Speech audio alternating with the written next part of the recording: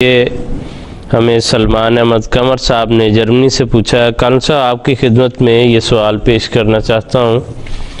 سلمان صاحب کہتے ہیں کہ اگر کوئی آدمی بہت غریب ہے اور حق مہر کے لیے اس کے پاس کچھ نہیں ہے تو اس کی شادی یا نکاح کے بارے میں کیا حکم ہے؟ بات یہ ہے کہ ایک حدیث میں لکھا ہے کہ ایک خاتون رسول پاک صلی اللہ علیہ وسلم کے پاس حاضر ہوئی اور اس نے کہا کہ یا رسول اللہ، میں اپنا وجود آپ کی خدمت میں آپ کے ساتھ شادی کے لیے پیش کرتی ہوں، یعنی آپ میرے ساتھ شادی کر لیں۔ تو بعض روایات میں ہے کہ آپ نے فرمایا کہ مجھے تو اب کسی مزید شادی کی ضرورت نہیں۔ بعض روایات میں ہے کہ آپ خاموش رہے۔ آپ کی خاموشی دیکھ کر ایک صحابی نے عرض کی، یا رسول اللہ، اگر آپ کو اس خاتون سے شادی کی ضرورت نہیں تو آپ اس کی میرے ساتھ شادی کروا دیں۔ اس پر آپ نے اس صحابی سے دریافت فرمایا کہ کیا مہر کے طور پر اسے کچھ دینے کے لیے تیرے پاس کچھ ہے؟ اس نے کہا کہ میرے پاس تو کچھ نہیں، میرا ایک تہبند ہی ہے۔ آپ نے فرمایا اگر صرف تیرے پاس ایک ہی تہبند ہے اور وہ تو نے اس کو دے دیا تو تو خود کیا پہنے گا، اس لیے کوئی اور چیز تلاش کر۔ اس نے کہا کہ مجھے تو کوئی چیز نہیں ملتی۔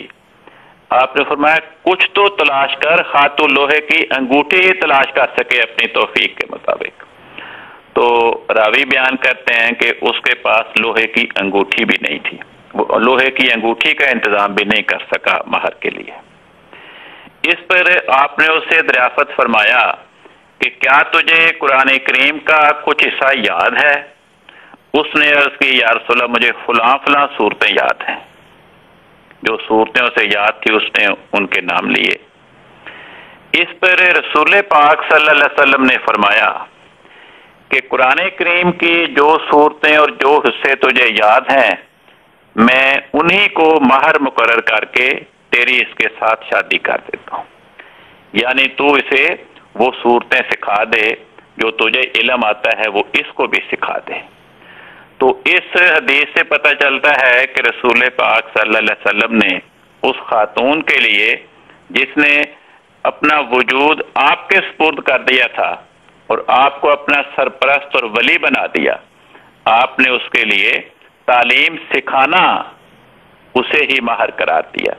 جیسے جنگ بدر کے بارے میں آتا ہے کہ جب کفار کے 70 کے قریب قیدی گرفتار کیے گئے تو آپ نے فرمایا کہ جن قیدیوں کا ان کے ورثاء فدیہ ادا کر دیں ان کو ہم آزاد کر دیں گے، اور جن قیدیوں کے ورثاء لواحقین ان کو کوئی فدیہ ادا نہ کریں اور انہیں پڑھنا لکھنا آتا ہو تو وہ ہمارے اتنے صحابہ کو ایک ایک پڑھا لکھا قیدی جنگ بدر کا وہ پڑھنا لکھنا سکھا دے، تو اس کا ہمارے آدمیوں کو پڑھنا لکھنا سکھانا ہی ہم اس کی آزادی کا فدیہ قرار دے دیں گے۔ لیکن سوال یہ ہے کہ اگر کوئی عورت کسی مرد کے ساتھ بغیر مہر کے، خواہ اسے ہم علمی مہر قرار دیں یا مالی حیثیت کا مہر قرار دیں، اگر اس کے ساتھ وہ نکاح کرنے پر راضی ہے پھر تو یہ سوال ختم ہو گیا۔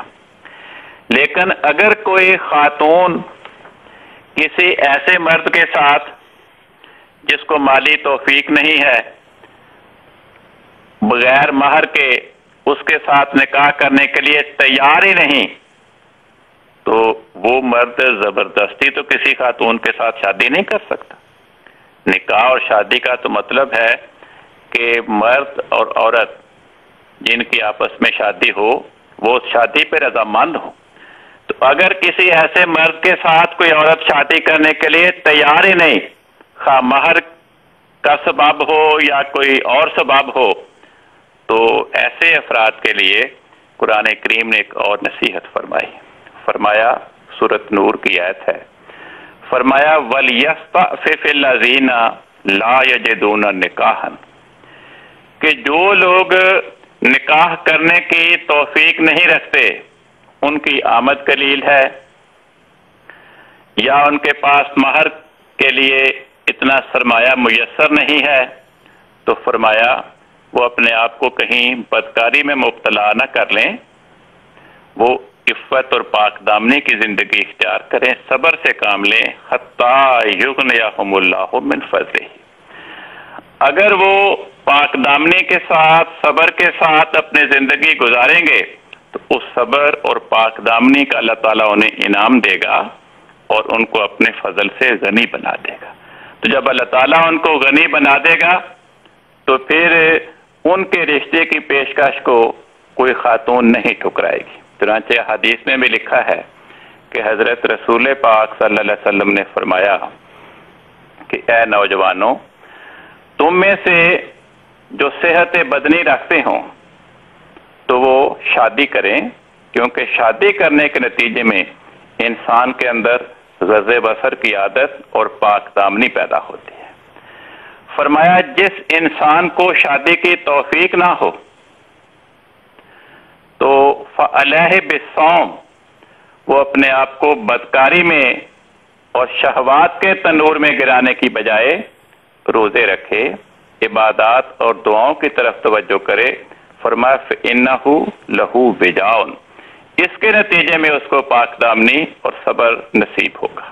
تو اس صبر کو خدا تعالیٰ اس کی دعاؤں کو قبول کر کے اللہ تعالیٰ اس کے مالی حالات میں وسعت پیدا کر دے گا، جس کے نتیجے میں پھر اس کا رشتہ ازدواج قائم ہو جائے گا۔